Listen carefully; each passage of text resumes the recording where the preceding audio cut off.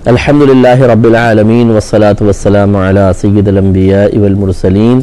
अम्मा बअदु फ़अऊज़ु बिल्लाहि मिनश शैतानिर रजीम बिस्मिल्लाहिर रहमानिर रहीम। अल्हम्दुलिल्लाह अल हादी प्रोग्राम में इखलास के बारे में कलाम चल रहा था कि इखलास इख्तियार करना ये भी अल्लाह तबारक व तआला के हुक्म पर अमल पैरा होने की एक सूरत है। मैंने आयत करीमा आपकी खिदमत में सूरतुल बय्यिना की आयत नंबर 5 अर्ज़ की थी कि अल्लाह तबारक व तआला ने यहूद को ये हुक्म दिया था। इसमें हमने शुरू में आपको बताया था, अल्लाह ताला ने फरमाया कि वमा उमिरू इल्ला लियअबुदुल्लाह मुखलिसीना लहुद्दीन हुनफा, और इन अहले किताब को फ़कत यही हुक्म दिया गया था कि अल्लाह तबारक व तआला की इबादत बहुत ही खालिस तरीक़े से करें और हर एराज से हर बातिल से एराज करके, हर बातिल से अपने आप को जुदा करते हुए इखलास के साथ अल्लाह तबारक व तआला की इबादत करें। अहले किताब को यही हुक्म दिया गया था। और मैंने आपको बताया था कि बज़ाहिर अहले किताब के लिए अल्लाह ताला ने बयान फरमाया, लेकिन इसका हुक्म आम है कि गोया कि नबी करीम सल्लल्लाहु अलैहि वसल्लम के दौर मुबारक और क़यामत तक आने वाले तमाम लोगों से भी अल्लाह तबारक व तआला यही इरशाद फरमा रहा है। तो इसलिए नीयत में इखलास पैदा करना बहुत ज़्यादा ज़रूरी है। इसी से ख़राबियाँ पैदा होती हैं जब इंसान अल्लाह तबारक व तआला की रज़ा के बजाय मखलूक की रज़ा और दुनियावी फ़ायदों को मलहूज़ रखता है, तो बाद वक़्त मखलूक थोड़ी बहुत राज़ी हो जाती है, दुनियावी फ़ायदे हासिल हो जाते हैं, लेकिन चूँकि अल्लाह तबारक व तआला उससे राज़ी नहीं होता, लिहाजा काम में बरकत नहीं होती। यही वजह है कि हमारे काम खुश्क से होते हैं और बेबरकत होते हैं। कुछ अरसे बाद उनमें अजीब नताइज गलत किस्म के निकलते हैं। लोग वक्ती तौर पर राज़ी होते हैं, फिर नाराज़ हो जाते हैं, और नेक अमल से हमारे अंदर कोई रूहानियत पैदा नहीं होती, रूहानी तरक्की नहीं होती है। बज़ाहिर जो हमें सुकून सा मिलता है उसको अमल को करते वक्त, उसे अगर हम रूहानियत का नाम दे देते हैं या कहते हैं कि नूर से महसूस हो रहा है, हकीकतन वो नूर नहीं है, हकीकतन वो रूहानियत नहीं है, बल्कि ये तो रियाकाराना तौर पर जो हमने इबादत की थी और मकसूद ये था कि सामने वाला मुतासिर हो जाए और वैसा ही फिर हमें मतलूब हासिल हो गया, इससे नफ्स को खुशी मिलती है और इस खुशी को हम रूहानी सुकून का नाम दे देते हैं। मिसाल के तौर पर गरीब कहता है कि मुझे थोड़े से पैसे दे दें। अब अगर मेरे दिल में ये इरादा हो कि चलो देता हूँ, ये थोड़ा मुतासिर होगा, तारीफ़ें करेगा, 10 को जाके बताएगा जी इन्होंने मुझे पैसे दिए थे, तो मज़ा आएगा। अब दिया, अब पता चला कि थोड़ी देर बाद एक दोस्त आया, उसने कहा यार आज तो मैं आपकी सखावत का कायल हो गया हूँ। भाई क्या हुआ? वो यार बता रहा था तुमने उसकी बड़ी मदद की है यार, बहुत अच्छा किया आपने। तो अब इससे दिल में मज़ा पैदा हुआ कि यही तो मैं चाह रहा था। अब ये जो मज़ा पैदा हुआ इसका नाम रख दिया रूहानी सुकून। ये देखा ना, मदद करके रूहानी सुकून मिला। हालांकि ये रूहानी सुकून नहीं है, हकीकतन ये एक बेकरारी की इब्तिदा है। वजह उसकी ये है कि ये मज़ा हासिल हो गया ना, अब नफ्स कहेगा दोबारा करो। वो मज़ा कहाँ है और लाओ। अब उस मज़े को कैसे पैदा करे आदमी? तो नफ्स मशवरा देगा, अब तुम नमाज भी दिखाने के लिए पढ़ो ताकि तारीफ़ हो, चंदा भी दिखाने के लिए दो ताकि तारीफ़ हो। तो जब आदमी तारीफ़ पसंद होता चला जाएगा तो हर अमल को अल्लाह ताला के बजाय मखलूक की रज़ा के लिए करेगा और ख़त्म, तबाह हो जाएगा। तो उससे सुकून कहाँ मिलेगा? ये बेकरारी कभी इंसान को नहीं छोड़ती है। इसके बरक्स अगर आदमी छुप कर अल्लाह के लिए काम करे तो ऐसा सुकून मिलता है कि जिसके बाद कोई बेकरारी नहीं होती और इसमें दवाम और इस्तिमरार होता है। हल्का फुल्का हो जाता है मुसलमान और वाकई उसको लगता है कि अल्लाह तबारक व तआला ने गैब से उसकी इमदाद के लिए कुछ असबाब मुकर्रर कर दिए हैं, वरना बेयारो मददगार, क्योंकि अल्लाह ताला छोड़ देता है ऐसे आदमी को, नफ्स व शैतान के हवाले कर देता है। लेकिन जब कोई अल्लाह के लिए काम करता है तो अल्लाह की रहमत उसे हमेशा अपनी आगोश में ले लेती है। ये वही समझ सकता है कैफियत कि जिसने इस तरह अल्लाह की रज़ा के लिए बहुत सारे काम किए हों और जिसने कभी अल्लाह की रज़ा को हासिल करने के लिए नीयत में इखलास के सिलसिले में संजीदगी इख्तियार की ही नहीं होती, उसे क्या मालूम कि इसमें कितनी बरकत है और कितने मज़े हैं। जिसको सिर्फ दाल ही खाने को मिले उसे क्या पता कि चिकन टिक्का और मलाई बोटी का मज़ा क्या होता। तो वो बेचारा दालें खा रहा है, कभी खा लेगा तो कहेगा यार वाकई खाने तो और भी हैं दुनिया में। इसी तरीके से जब हम गंदगी पसंद होते हैं, अपने नेक आमाल को छोटी छोटी चीज़ों के लिए बेच रहे होते हैं, दुनिया में इनको कैश कर रहे होते हैं اور ان سے حاصل ہونے والی عارضی ننھی سی خوشی کو دائمی خوشی سمجھ رہے ہوتے ہیں، اور جیسے میں نے عرض کیا اس کو روحانی سکون کا نام دے رہے ہوتے ہیں، اس شخص کو کیا پتا کہ اخلاص کسے کہتے ہیں اور اس کی چاشنی کیا ہے، اس کا سکون کیا ہے، اور اس کو حاصل کرنے کے بعد روحانی ترقی کس چیز کا نام ہے۔ یہ تو تبھی ہوگا کہ جب کبھی چھوڑ کر یہ اس طرف آ جائے اور اخلاص سے کوئی کام کرے، تو جو مزہ اخلاص کا ہے اور جو حقیقتاً ہماری طبیعت سکون حاصل کرتی ہے، وہ دوسری چیزوں میں کبھی بھی نہیں ملے گا۔ پھر انسان کہے گا کہ نہیں، واقعی بہت بڑی دولت سے میں محروم تھا۔ دو حدیثیں آپ کی خدمت میں عرض کرتا ہوں جس سے ثابت ہوتا ہے ان احادیث سے کہ اگر انسان اپنی نیت میں اخلاص پیدا کرے تو اس کے عمل کا ثواب بڑھ جاتا ہے اور بہت بڑھتا چلا جاتا ہے۔ جتنا زیادہ اخلاص پیدا کرے گا اتنا ہی اللہ تعالیٰ اسے اجر بھی زیادہ دے گا۔ اور یاد رکھیں کہ اللہ کے خزانے میں تو کوئی کمی نہیں ہے۔ اگر کوئی لمٹ بتائی بھی جاتی ہے جی 1 نیکی پر 10 نیکیاں ملیں گی، یہ کم از کم ایک پیمانہ ذکر کر دیا گیا تاکہ لوگوں کو تھوڑا سا اٹریکشن محسوس ہو، سکون ملے، ورنہ اللہ تعالیٰ کے خزانوں میں کوئی کمی نہیں ہے۔ وہ گن کر نہیں، وہ تو بے شمار عطا فرماتا ہے۔ یہی میرے آقا صلی اللہ علیہ وسلم ہمیں ان حدیثوں میں سمجھا رہے ہیں کہ اگر اپنی نیت میں اخلاص پیدا کریں گے تو ایک تو اللہ کا قانون ہے کہ جیسے ہم کہیں جی جو میرے گھر میں آئے گا نا دعوت میں آج، تو یہ میں نے چھوٹے چھوٹے پیکٹ بنا کے رکھے ہوئے، اس میں کتابیں ہیں، یہ تو میں ہر ایک مہمان کو دوں گا، اور اگر کوئی یہ چیز لے کر آئے، یوں لے کر آئے، اس حالت میں آئے گا تو پھر میں اس کو اور بڑا انعام دے دوں گا۔ تو یوں ہوتا ہے کہ اللہ تعالیٰ نے ایک تو اسٹینڈرڈ بنایا ہوا ہے، جو ایک نیکی کرے گا اتنا تو اس کو ملے گا، لیکن اللہ تعالیٰ نے اس سے بڑے بڑے انعامات تیار کر رکھے ہیں، اور یہ ان لوگوں کے لیے ہیں جو اپنے آپ کو عوامی سطح سے خواص کی سطح پر لے آتے ہیں، اپنی نیتوں کا محاسبہ کرتے ہیں اور زیادہ پرفیکٹ طریقے سے اپنی نیت کی صفائی کر کے، ستھرائی کر کے پھر عمل کو اختیار کرتے ہیں۔ ان کے لیے اس عام ثواب سے کہیں بڑھ کر ثواب ہوتا ہے۔ تو دیکھیے نبی کریم صلی اللہ علیہ وسلم کیا ارشاد فرماتے ہیں۔ حضرت ابو ہریرہ رضی اللہ تعالی عنہ سے روایت ہے کہ نبی کریم صلی اللہ علیہ وسلم نے ارشاد فرمایا کہ نماز با جماعت کا ثواب بازار یا گھر میں پڑھی جانے والی نماز کے ثواب سے 25 اور کچھ درجے زائد ہے، یعنی اس سے بھی زائد ہے۔ اور یہ اس لیے ہے کہ تم میں سے ایک شخص جب اچھی طرح وضو کر کے صرف نماز کی نیت سے، ابھی دیکھیں سرکار نے مقید کیا کہ ارادہ یہ ہو کہ صرف نماز کی نیت سے مسجد میں جاتا ہے، کوئی دوسرا مقصد پیش نظر نہیں ہوتا، تو وہ جو قدم بھی اٹھاتا ہے اس کے بدلے میں اس کا 1 درجہ بلند ہوتا ہے اور اس سے 1 گناہ مٹا دیا جاتا ہے، یہاں تک کہ وہ مسجد میں داخل ہو جاتا ہے۔ مسجد میں داخل ہونے کے بعد جب تک نماز کا انتظار کرتا رہتا ہے، اللہ تبارک و تعالی اس انتظار کو نماز میں ہی شمار فرماتا ہے۔ اور جب تم میں سے کوئی نماز کی جگہ میں ہی بیٹھا رہتا ہے، یعنی نماز پڑھنے کے بعد، تو فرشتے اس کے لیے رحمت کی دعا مانگتے ہیں جب تک کہ وہ کسی کو ایذا نہ دے اور بے وضو نہ ہو جائے۔ فرشتے کہتے ہیں کہ اللہ اس کو بخش دے، اے اللہ اس کی توبہ قبول فرما۔ یہ بخاری و مسلم کی روایت ہے۔ تو اس سے معلوم ہوا کہ دیکھیں جتنا انسان اخلاص اپنی نیت میں پیدا کرتا ہے اتنا ہی اس کا ثواب بڑھتا چلا جاتا ہے۔ دوسری روایت دیکھیں، یہ بھی بخاری و مسلم کی روایت ہے۔ حضرت عبداللہ بن عباس رضی اللہ تعالی عنہما سے روایت ہے کہ نبی اکرم صلی اللہ علیہ وسلم ایک حدیث قدسی نقل فرماتے ہیں،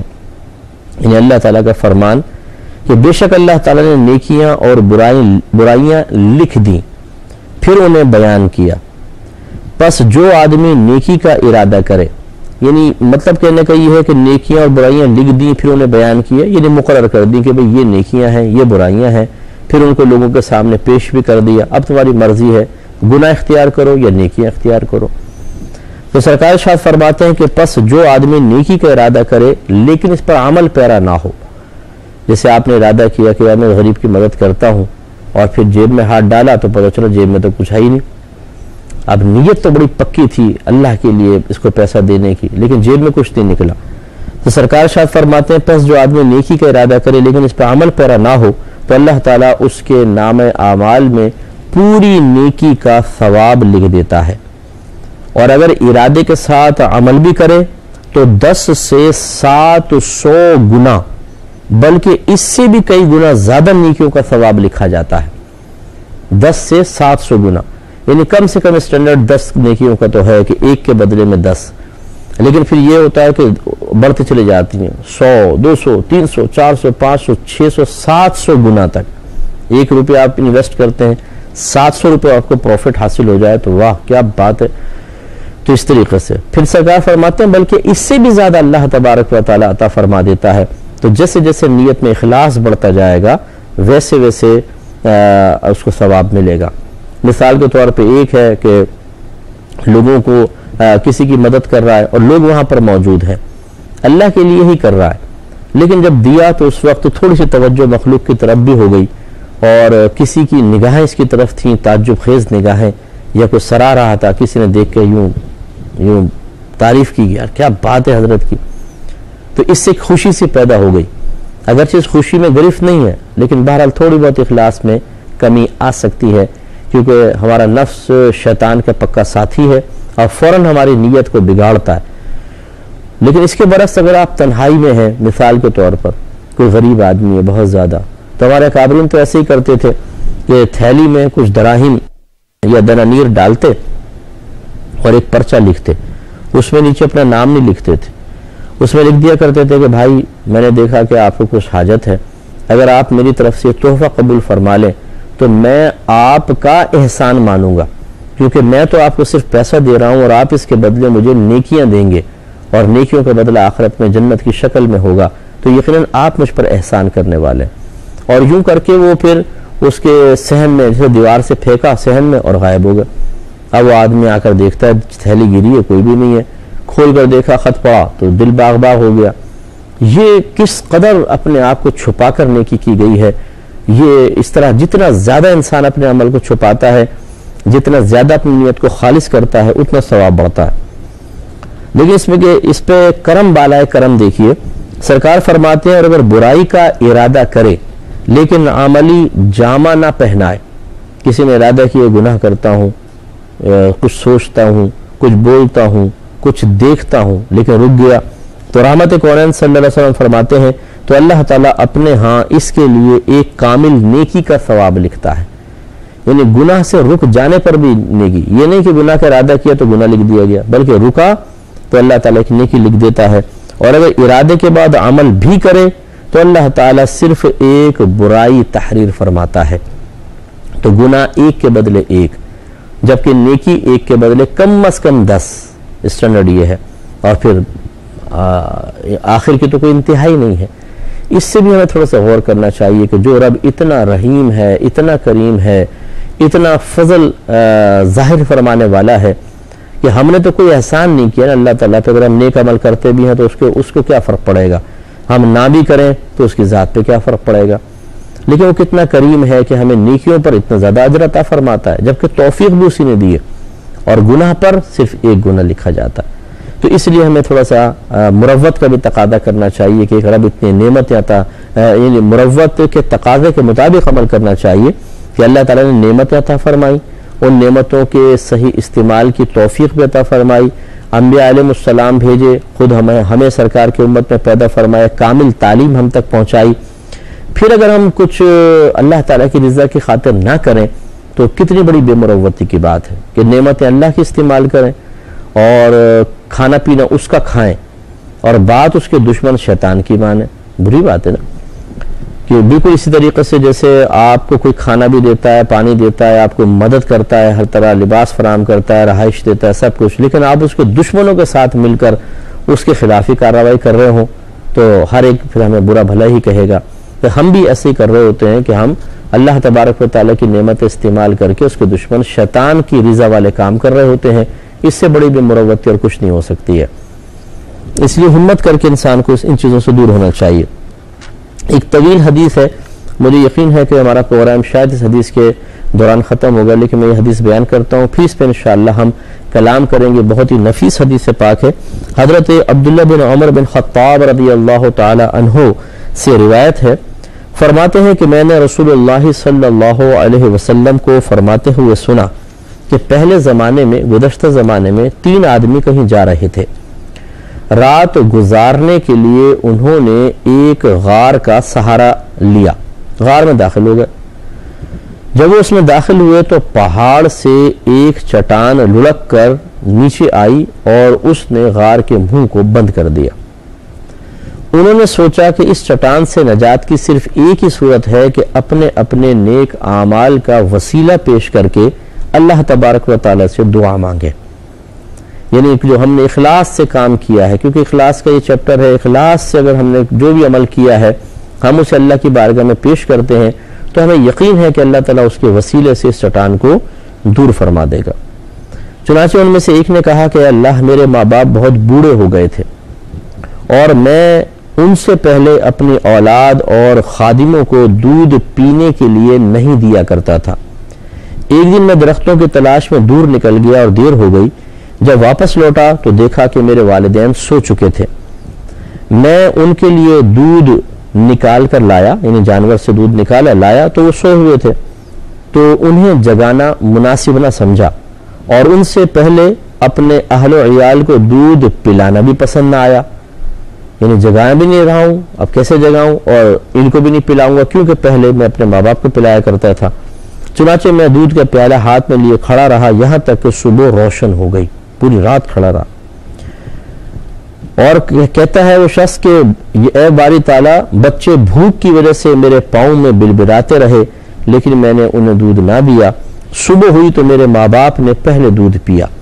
اے مالک مولا، اگر میں نے یہ عمل محض تیری رضا جوئی کے لیے کیا ہے تو ہم سے چٹان کی اس مصیبت کو دور فرما دے۔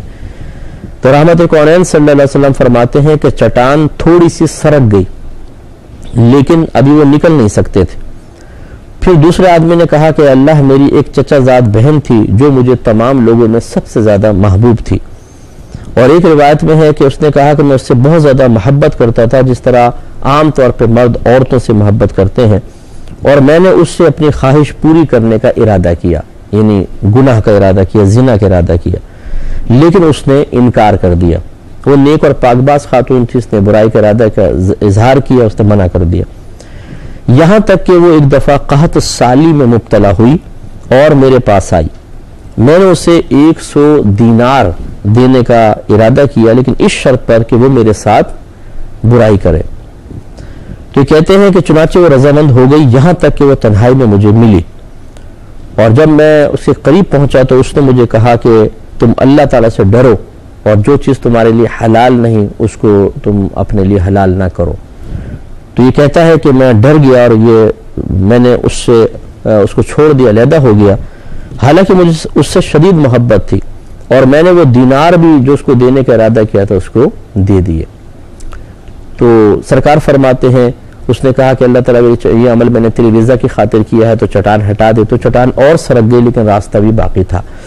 تو انشاءاللہ نیکسٹ پروگرام میں تیسرے کو بھی ذکر کریں گے، پھر اس پہ تھوڑا سا تبصرہ کریں گے اخلاص کی روشنی میں۔ اللہ تعالیٰ سے دعا ہے کہ رب کریم ہم سب کو نیکسٹ پروگرام بھی ضرور دیکھنے کی توفیق عطا فرمائے، آمین۔ وآخر دعوانا ان الحمدللہ رب العالمین۔